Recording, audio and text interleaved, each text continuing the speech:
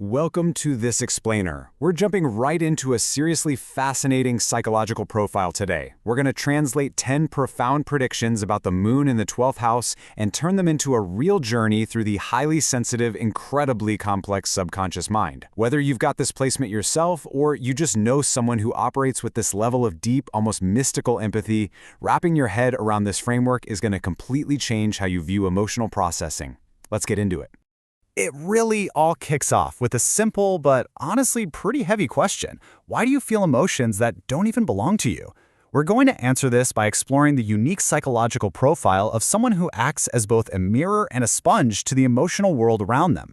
It's this wild phenomenon where the boundaries between self and other just kind of start to blur, creating a life lived at a completely different, deeply intense emotional frequency. Moving into Section 1, the pull of solitude. So, let's dive into our first major theme here, that intense, absolutely undeniable pull toward isolation. For this personality type, being alone isn't just, a nice-to-have preference. It's a fundamental pillar of survival. The source material immediately points out that you're going to need significantly more solitude than most folks. Time alone, it's a necessity, not a luxury. In a world that's constantly demanding extroversion and constant connection, you rely entirely on solitude to keep your emotional equilibrium in check. If you don't get that time to completely unplug, your mental clarity basically just evaporates. It's literally like a battery that can only recharge when you pull the plug from the grid. And that perfectly explains your primary coping mechanism. When life gets too loud or the everyday demands just pile up, your very first instinct is going to be to retreat.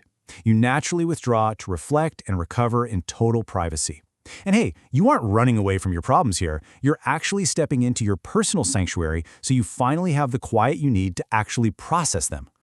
All right, Section 2, absorbing the world.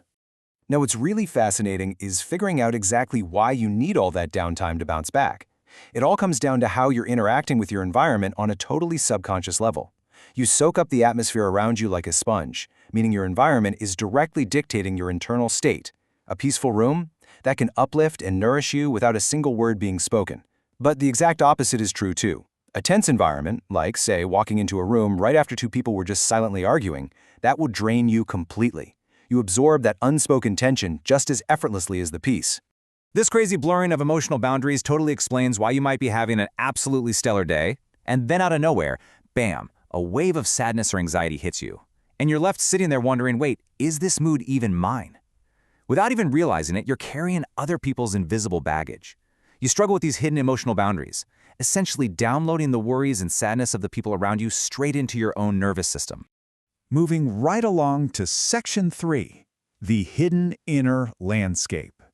Because you're taking in so much from the outside world, your inner world becomes vastly complex. It builds into this incredibly vivid, but sometimes pretty intimidating internal reality. Your anxieties, they're largely internal. And this is a massive distinction. You're going to experience hidden fears way more deeply than visible physical threats.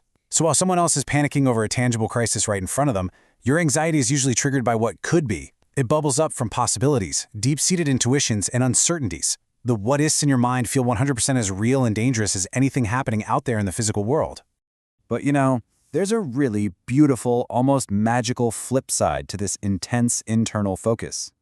You possess a remarkably strong inner world.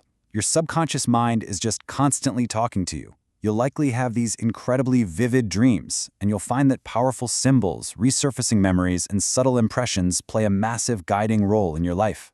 Your intuition isn't just some quiet whisper. It's a rich, dynamic visual and emotional language once you learn how to read it. Which brings us to Section 4, the double-edged sword.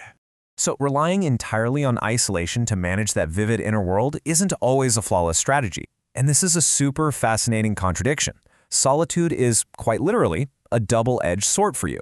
On one side, like we talked about, you've got healing solitude, that quiet time that beautifully recharges your batteries. But on the flip side, if you retreat for way too long, or if you go into it in the wrong mindset, it morphs into amplifying solitude.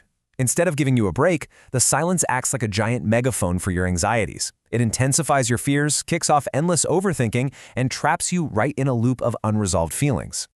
Next up, Section 5, true emotional wisdom.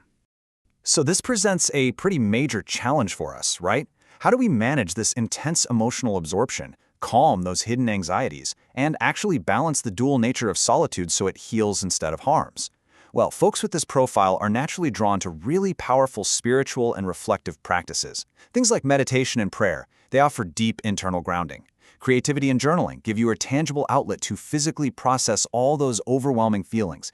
And spending time out in nature offers uniquely powerful restoration. It's like it allows you to just discharge all that absorbed emotional static right back into the earth.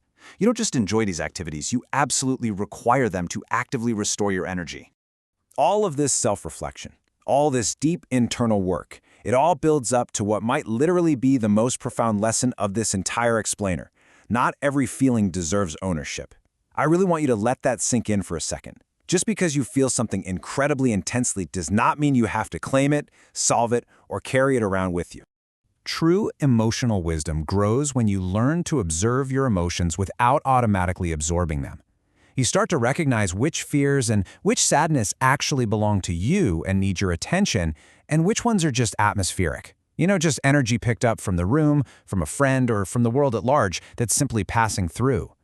Mastering that distinction, that is the absolute ultimate key to protecting your inner sanctuary. So I'll leave you with this final provocative thought to ponder today. In your day-to-day life, are you observing your emotions or are you absorbing them? The next time you get hit with a sudden wave of heavy energy, take a step back, tap into that powerful inner world of yours, and ask yourself who that feeling truly belongs to. Thanks for hanging out with me for this explainer, and good luck navigating your own deep, beautiful inner landscape today.